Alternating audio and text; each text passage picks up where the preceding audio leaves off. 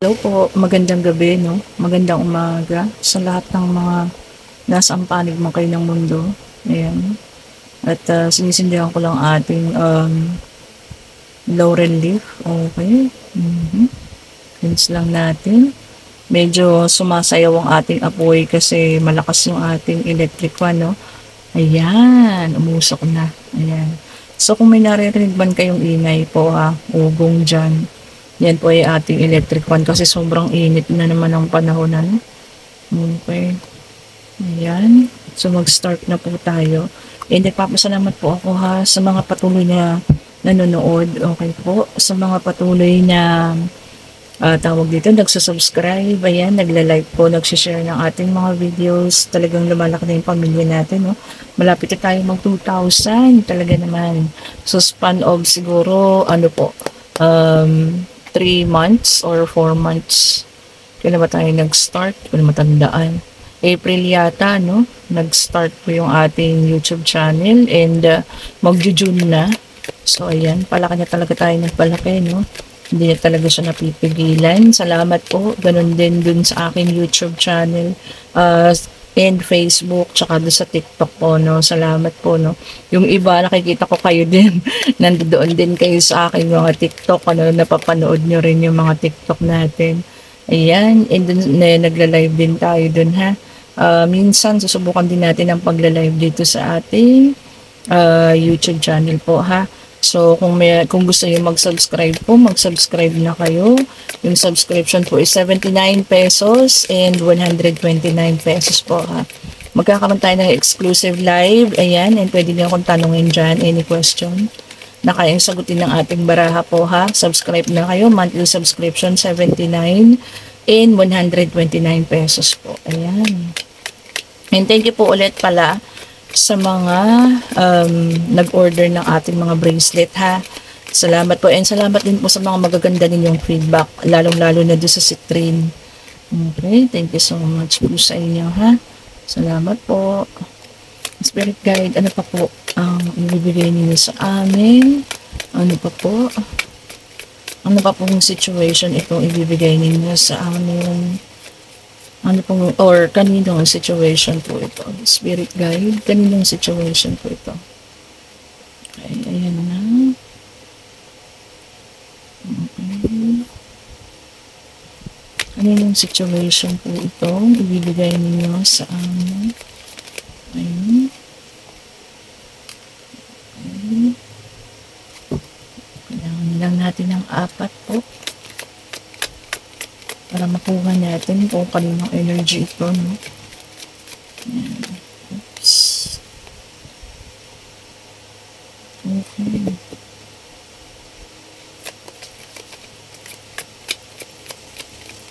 Kaninong energy po ito? Kaninong energy ito? Spirit guide. Kaninong energy po ito? Kaninong po sa amin ng 3 cards. Yung 3 cards na lang po. Kulang, ha? Okay. Okay, King of Cups. Okay po. Ayun. And, meron tayo dito ang 4 of Pentacles.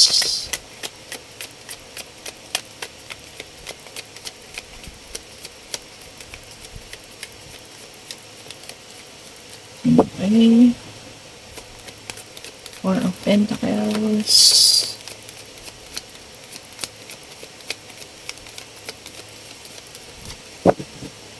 Ano pa po? Isa na lang.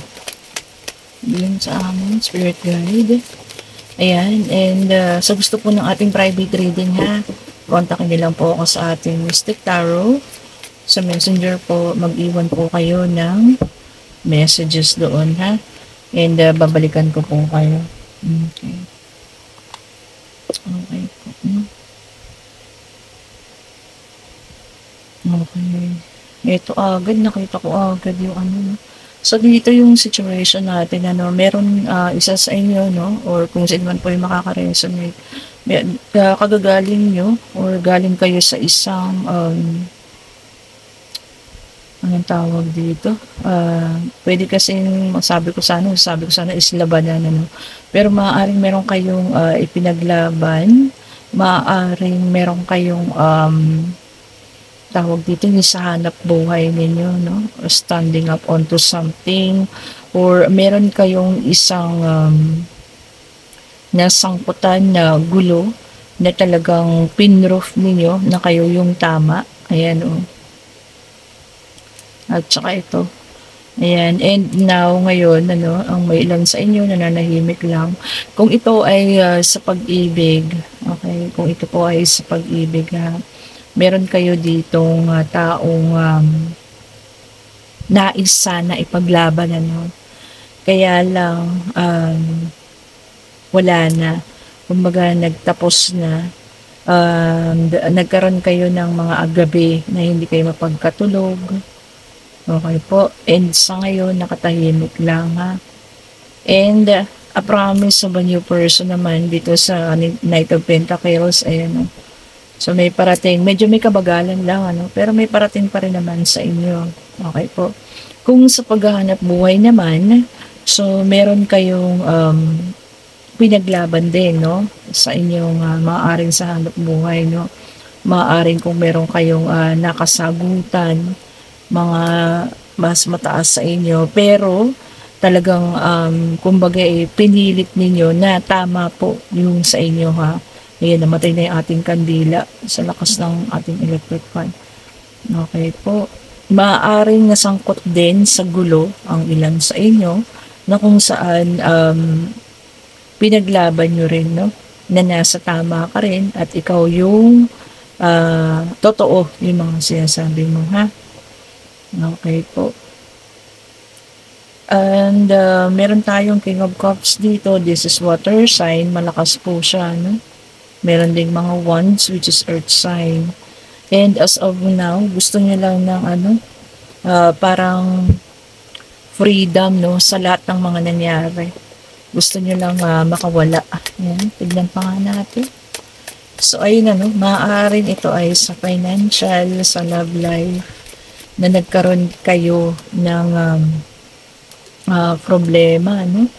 Na talagang pinaglaban nyo sana, kaya lang, lalo na yun sa love life, oh, kaya lang, talagang hanggang doon na lang.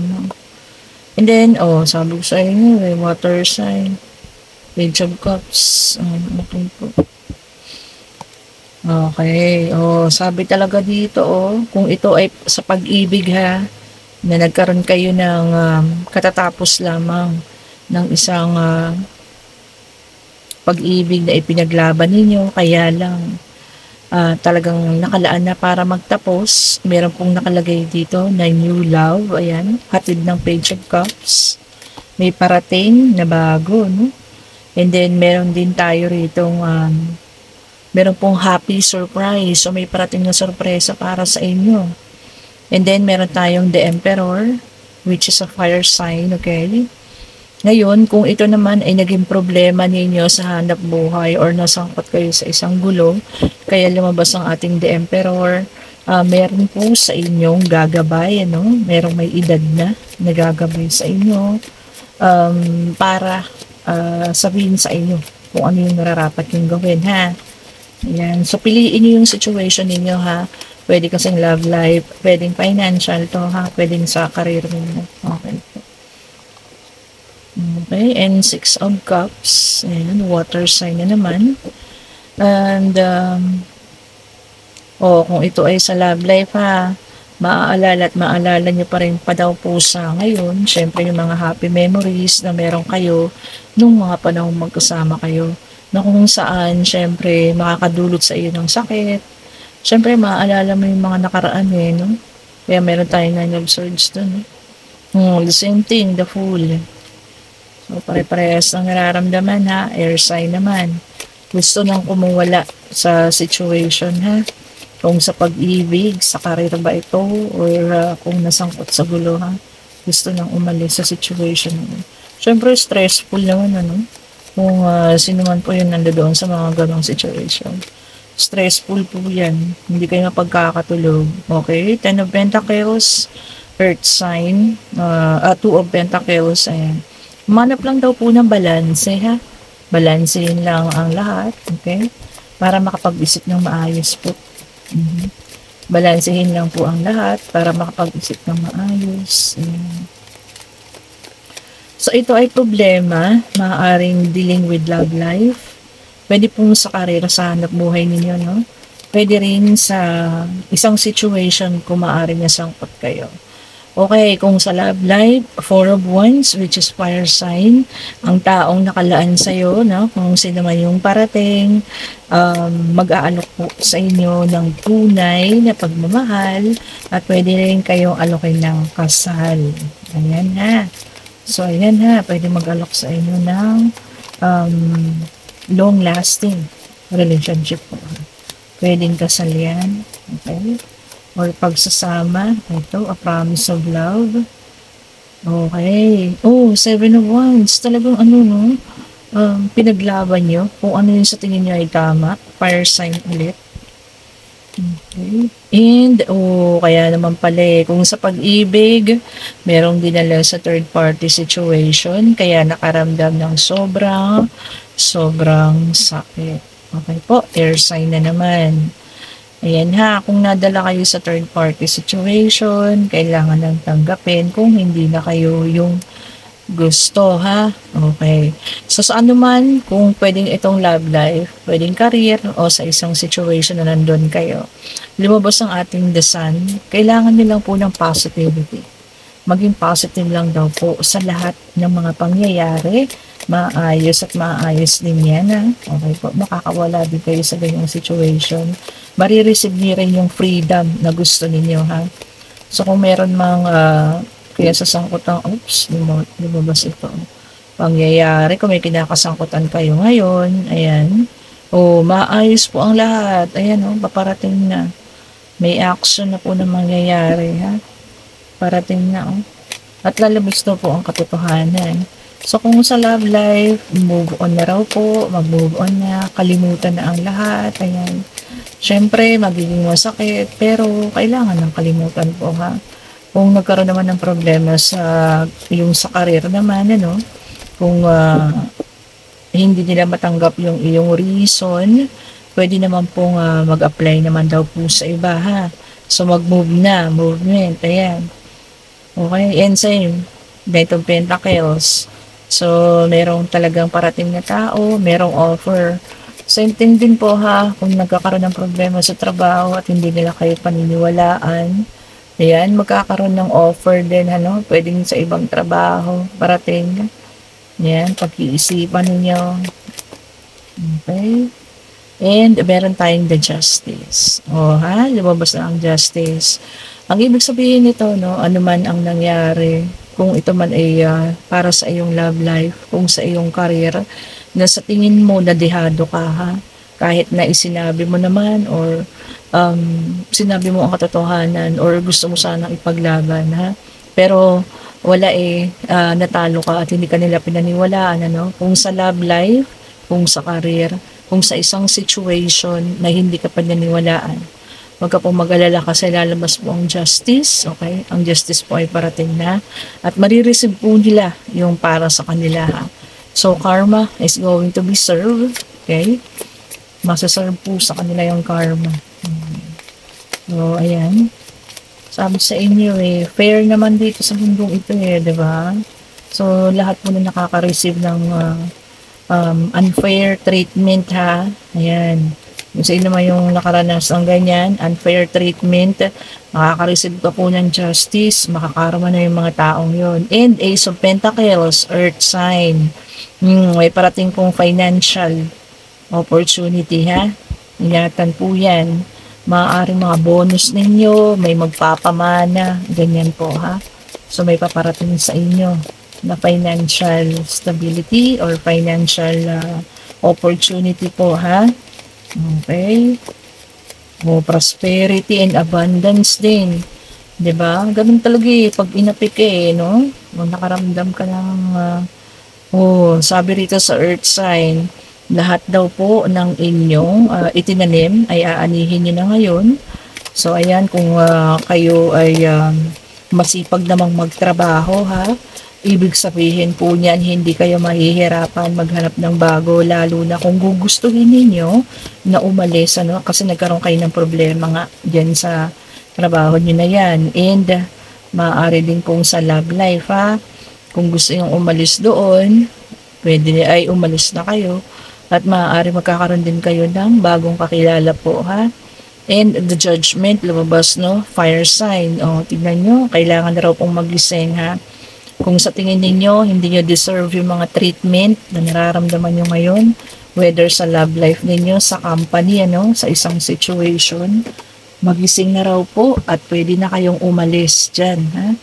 Ayan, tumalon itong isa nating card. Check natin. O, ang malakas po pala dito is fire sign ha, sa the judgment natin. And Three of Pentacles, okay, earth sign. Okay. So, lahat ay nadaan sa usap, no? Yun na nga, nagkaroon ng mga pag-uusap. Kaya lang, parang sa pagkakataon na yun, kayo ay natalo, no? Hindi kayo pinaniwalaan. Kung sa pag-ibig naman, ayaw na kayong tanggapin, ayaw na talaga, dahil nga may third party na. Okay po, tanggapin na lang natin, ha? Iwanan natin yung mga ganong situation po.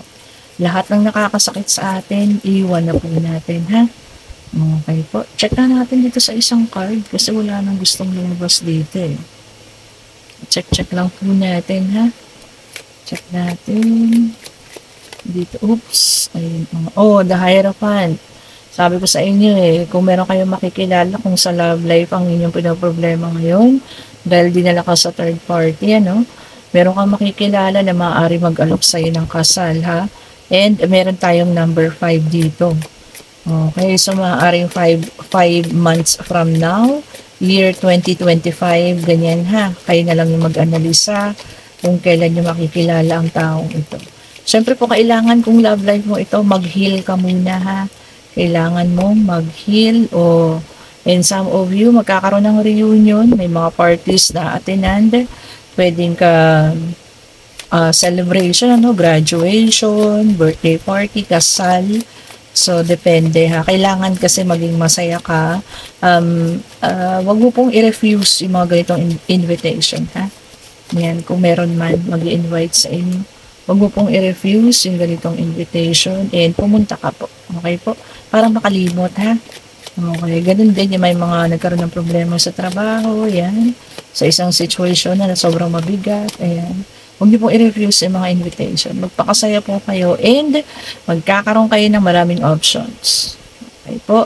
Kung sino man itong mga inapi na ito, no, nagkaroon ng problema. Option is coming, ha? Marami pong option. Sa trabaho, kung trabaho mo ito, magkakaroon ka ng maraming option. Kung sa pag-ibig, magkakaroon ng option. So, ibig sabihin, merong mga manliligaw, hindi lang isa, mga ayan po ha, kung sa situation, pwedeng alisan mo na yung situation na yan, may option ka po. And meron tayo ditong 10 of Wands. O yan, nakakabigat lang daw po yan sa iyong kalooban, kaya pwede mo nang alisan ha. Okay, so kung makakaisip yung iba, kung sa paghahanap buhay ito ay nangyayari sa iyo ngayon, kung makakaisip ka po na umalis sa iyong hanap buhay ngayon, pwedeng-pwede naman po at makakahanap ka raw po ng ibang mapapasukan ha. Ayan. Kung sa love life naman, iwan mo na kasi dinala ka sa third party. Umalis ka na po dyan. Okay po, move on na. Kailangan mong mag-heal para po makapasok yung mga bagong tao para po sa iyo. Okay po. Ayan, ang ganda ng ating reading ano, para sa mga taong nagkaroon ng situation sa ngayon na sobrang sakit yung mga nararamdaman ha. Ayan. Yan po yung mga situation na talagang nangyayari, no? Hindi lang naman sa mga pangkaraniwang tao, kahit siguro mga government employee, artista, ayan ha, nangyayari po yung mga ganyan. Okay po. So, maaaring makaranas sa mga ganyan ha.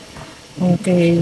And then, payo ko lang naman lagi, kung meron tayong mga problema na nababagabag tayo is, lagi po tayo magdasala. Humingi tayo lagi ng gabay sa Panginoon. Okay po. And tingnan nga natin kung ano pong ibibigay sa atin ng messages of life. Yan. Ano pong magandang ibibigay niya sa ating mensahe. Gabay po ha sa mga taong naapi. Palagay ko mga taong naapi ito nagkaroon ng emotional problem dahil sa mga ganong pangyayari, no? Okay. Nagkaroon ng problema sa trabaho, sa love life, nasangkot sa gulo, yan. Mga ganun po ha, yung mga situation. Okay po, hindi po lahat makaka-resonate ha. Kunin nyo lang yung sa inyo at itapon yung hindi sa inyo ha. Okay. And timeless reading din po ito siya talaga. Okay, achievement. Tignan nyo. I advance on the road towards achievement. Sabi niya, I discover my greatest strength and learn from each challenge. Tignan mo. Sabi niya po, maniwala kayo sa sarili ninyo at lahat po ay makakaya nyong gawin. Sabi niya, I am courageous. I embrace life. I am always in a good company in this journey towards the light. Tignan niyo. Di ba ang ganda? Achievement. So, maniwala lang daw po sa sarili at lahat po ay inyong makakamtan naman. Okay? So, ngayon po ha, mag-isip na kayo ng mga question ninyo. Answerable by yes or no. Pwede pong love life, career, pag-travel, sa school. Okay, kahit ano pong situation.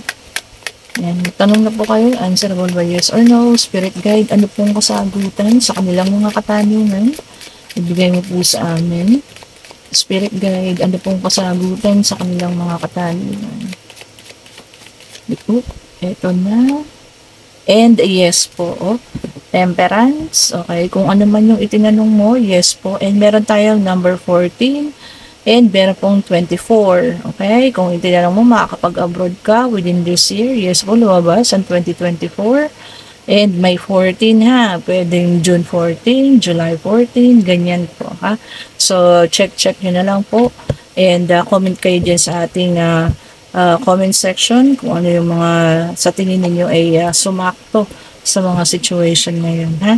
Okay po. Maraming salamat po ulit. And keep on subscribing po ha. Check na po yung mga email ninyo. And malapit na po mag-start yung ating free reading ha. Ayan, kulang pa ako. Marami pa yung kulang ko ha. Yung iba naman hindi po nagre-reply dun sa email. Pag hindi po kayo nag-reply hanggang June 2, pipili po ako ng iba ha para maibigay po sa iba. Salamat po ulit. Have a great day po and stay safe. Bye-bye po.